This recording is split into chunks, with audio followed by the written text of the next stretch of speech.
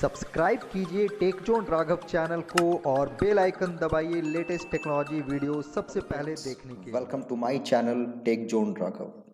Today I am going to discuss about cell spacing and cell padding in table.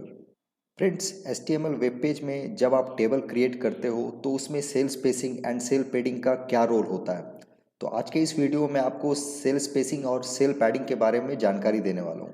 जैसा कि हमने इसके पहले वाले वीडियो में HTML में टेबल क्रिएट करना सीखा बहुत अच्छे से। अगर आपने वो वीडियो हमारा नहीं देखा है तो आप right side corner I button पे आप क्लिक करोगे, आपको उस वीडियो में बहुत अच्छे से समझ में आ जाएगा कि कैसे आप HTML वेब पेज में एक अट्रैक्टिव टेबल को क्रिएट कर सकते हैं। तो आज की इस टॉपिक को समझने के लिए फ्रेंड्स इस वीडियो को अंत तक जरूर देखें ताकि आपको सेल स्पेसिंग और सेल पैडिंग बहुत अच्छे से आपको समझ में आ जाए। नमस्कार दोस्तों, मेरा नाम है राघव। तो चलिए शुरू करते हैं।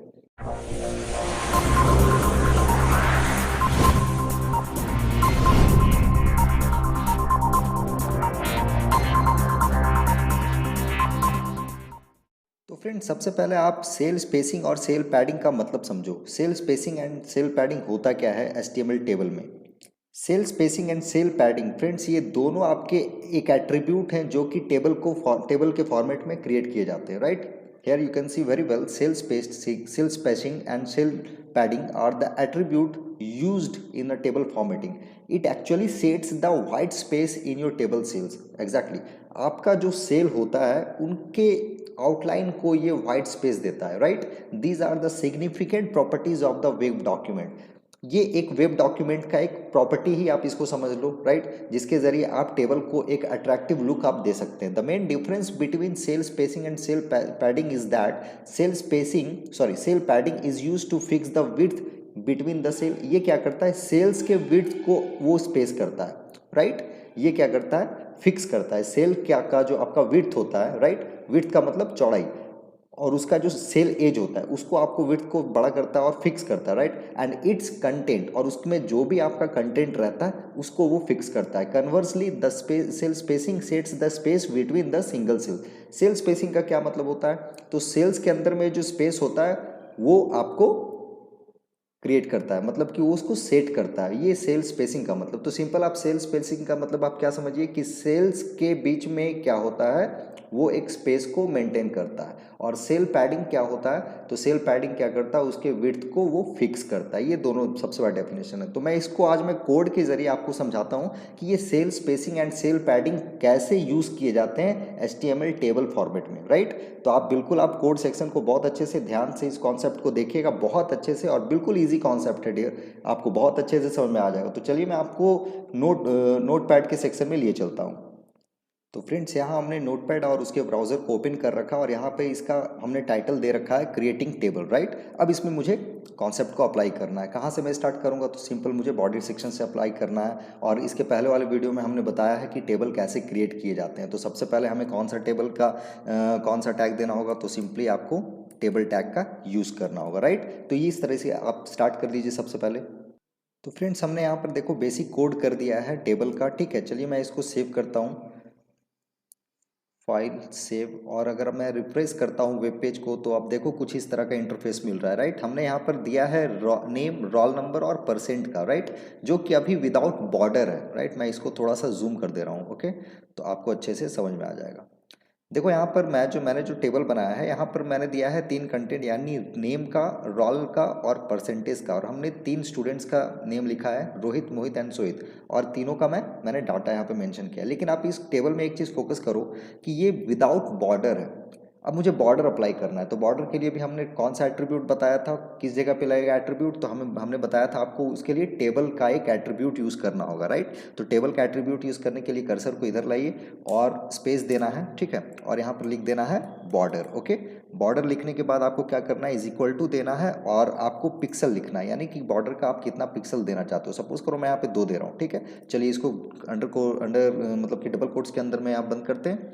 उसके बाद आपको सिंपल क्या करना है, क्लोज कर देना है, ठीक है। इतना करने के बाद चलिए मैं फाइल करता हूँ सेव, और मैं इधर चुपचाप करता हूँ रिफ्रेश। अब आप देखो इसके अंदर में हमारा एक बॉर्डर अप्लाई हो गया है, ठीक है। तो ये बॉर्डर कुछ इस तरह का हमारा लुक आ रहा है, ठीक है। तो ये हमारा पिक्सल हमने 2 डाला है। अगर आप 1 करोगे तो हमारा इसका जो विड्थ है या मतलब कि इसका जो आउटलाइनिंग है, आउटलाइनिंग में कुछ आपको चेंजेस नज़र आ जाएंगे, ठीक है। तो ये हमारा देखो, चलो मैंने इसको रिफ्रेश किया तो देखो हमारा आउटलाइन थोड़ा सा हल्का सा पतला हो गया, राइट। तो इस तरीके से आप आउटलाइन कर सकते हो बॉर्डर एट्रीब्यूट का यूज़ करके। अब हम आते हैं एट्रीब्यूट कहाँ पे यूज़ होगा, राइट। तो एट्रीब्यूट मतलब कि सेल, सबसे पहले मैं अप्लाई करता हूँ सेल पैडिंग का एट्रीब्यूट, कि सेल पैडिंग कैसे अप्लाई होगा सर। तो सेल पैडिंग को अप्लाई करने के लिए आपको क्या करना होगा, इसी टेबल के, क्योंकि सेल पैडिंग और सेल स्पेसिंग ये दोनों आपके एट्रीब्यूट हैं टेबल टैग के ही, राइट। तो आपको कुछ नहीं करना है, इस जगह पे कर्सर लाना है, स्पेस देना है और आपको लिख देना है सेल पैडिंग, राइट। आपको क्या लिख देना है, सेल पैडिंग, और सेल पैडिंग लिख करके आप इज इक्वल टू दोगे और इसे भी आपको पिक्सल में ही मेंशन करना होगा, राइट। सपोज कीजिए मैं यहाँ पर पिक्सल में दे रहा हूँ 5, ओके। डबल कोट्स को बंद करते हैं, उसके बाद मैं फाइल को सेव करता हूँ, ठीक है। चूंकि हमने यहाँ पर इस लाइन को आप फोकस करो, क्योंकि हमने सेल स्पेसिंग का एट्रीब्यूट में हमने पिक्सल दिया है 5, ठीक है। तो अब चलिए फाइल को मैं सेव करता हूँ और पेज को मैं रिफ्रेश करता हूं। तो आप देखो क्या अंतर आ रहा है। आप देख रहे हो कि हमारा जो सेल पैडिंग, इसका मतलब सेल के अंदर का जो हमारा पार्ट है वो आपका कुछ बड़ा हो गया, यानी कि सेल्स के बीच का जो हमारा स्पेस है वो क्या हो गया, थोड़ा सा लार्ज हो गया है, ठीक है। तो इस तरीके से आप सेल पैडिंग का यूज़ कर सकते हो। आई होप आपको सेल पैडिंग बहुत अच्छे से समझ में आ गया होगा, ठीक है।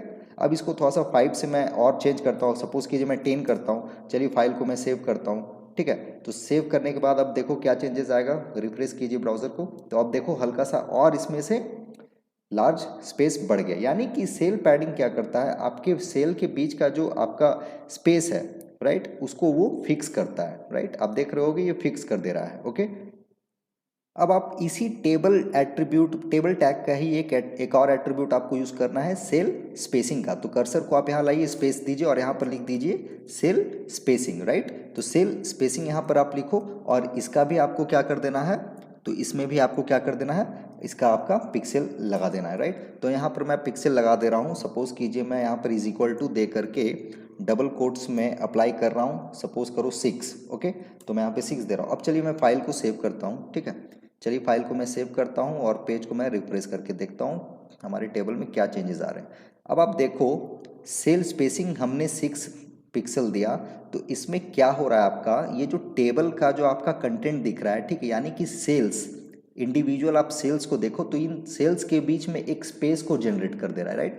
तो इस स्पेस को जनरेट करने के लिए कौन सा एट्रीब्यूट का यूज़ करना पड़ा हमें, सेल स्पेसिंग। अब यहाँ पर आप 10 लिख दो, राइट। चलो मैं आपको प्रैक्टिकल ही दिखा रहा हूँ। 10, फाइल को सेव कीजिए और पेज को रिफ्रेश करो। अब आप देखोगे क्या चेंजेस आ रहा है। तो आपका देखो यानी सेल्स के बीच में हमारा क्या हो जा रहा है, स्पेस मेंटेन हो जा रहा है। तो सिंपल सा लॉजिक आज का टॉपिक ये है कि सेल स्पेसिंग से हम सेल्स के बीच में स्पेस को मेंटेन करते हैं, और सेल पैडिंग क्या होता है, ये सेल्स के अंदर का पार्ट है, यानी कि सेल्स के अंदर का जो कंटेंट है उसको वो फिक्स करता है, यानी स्पेस का, और स्पेस में जो भी आपने कंटेंट डाला हुआ है उसको वो फिक्स करता है। तो सेल पैडिंग आपका इसलिए काम करता है और सेल स्पेसिंग आपका सेल्स के बीच का स्पेस को मेंटेन करता है, राइट। तो यहाँ पर थोड़ा सा हमारा टेबल अच्छा दिखे इसलिए मैं यहाँ पर 4 कर दे रहा हूँ और इसको मैं कर दे रहा हूँ 6, ओके। चलिए फाइल को मैं सेव करता हूँ। तो आप देखोगे यहाँ पर आपका टेबल थोड़ा सा अट्रैक्टिव लुक में आएगा, राइट। तो अब देखो हमारा टेबल कुछ इस तरीके से आया, ओके। तो आई होप आपको ये आज का वीडियो बहुत अच्छे से समझ में आया होगा फ्रेंड्स। तो अगर आपको ये वीडियो थोड़ी सी भी समझ में आए, सेल स्पेसिंग और सेल पैडिंग का कॉन्सेप्ट अगर आपको थोड़ा सा भी समझ में आए तो वीडियो को लाइक ज़रूर करें। अगर आप हमारे चैनल में नए हैं तो हमारे चैनल को सब्सक्राइब करना ना भूलें, वीडियो को अधिक से अधिक शेयर करें। फिर मैं बहुत जल्द मिलूंगा नेक्स्ट टॉपिक में, नेक्स्ट वीडियो के साथ। तब तक के लिए धन्यवाद।